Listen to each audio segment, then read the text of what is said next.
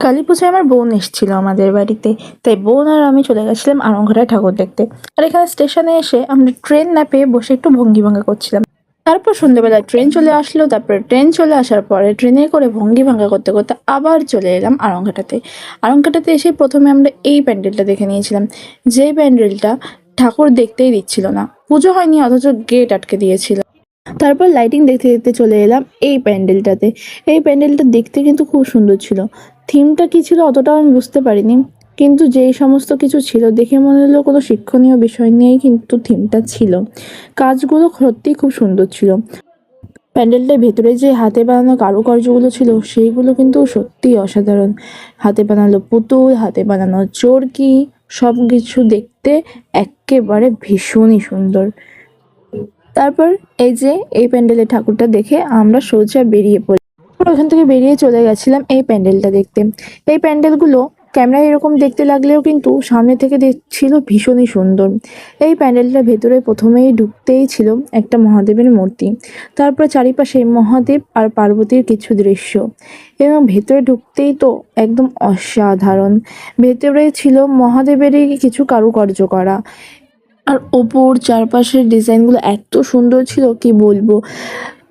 ক্যামেরায় ভালো করে বোঝা না গেলেও এইগুলো কিন্তু ভীষণই শাইন করছিল, দেখতে খুবই সুন্দর। তারপরে এখানে ঠাকুরটাও দেখে নিলাম।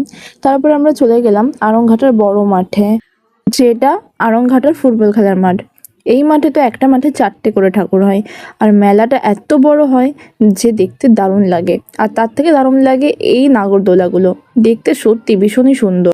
তারপর ইয়ংস্টার ক্লাবের সামনে চলে গেছিলাম, কিন্তু এত ভিড় দেখে আমার বোন তো দাঁড়াতে নারাজ। তারপর আমরা বাইরে থেকে একটু দেখার চেষ্টা করছিলাম, কিন্তু ঠিক করে দেখতেই পারছিলাম না। তারপরে এই যে এই প্যান্ডেলটা, এটা যত সম্ভব রাম মন্দির ছিল। তারপরে আমরা একটু ওদের খেলনার জিনিসগুলোও দেখে নিলাম।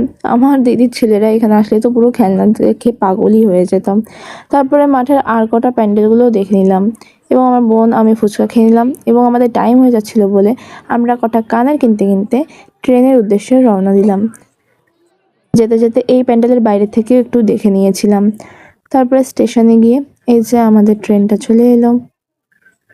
ট্রেন আসছে, তাও আমার বোনকে দাঁড়িয়ে পোজ দিতেই হবে। পোজ না দিলে মনে হয় ওর পেটের ভাত হজমই হয় না। তারপরে আমরা ট্রেনে উঠে সোজা আমাদের গন্তব্যের উদ্দেশ্যে রওনা দিলাম। আসলে আমাদের কাছে টাইম ছিল খুবই কম, তার মধ্যে আমাদের ঠাকুর দেখে আমরা কমপ্লিটই করতে পারলাম না, শুধু প্যান্ডেল দেখে চলে আসতে হলো। তারপর মাঝদিয়াতে এসে আমি আর বোন নিয়ে নিয়েছিলাম মোমো, এবং মোমো খেয়ে তারপরে আমরা বাড়ি চলে গেলাম।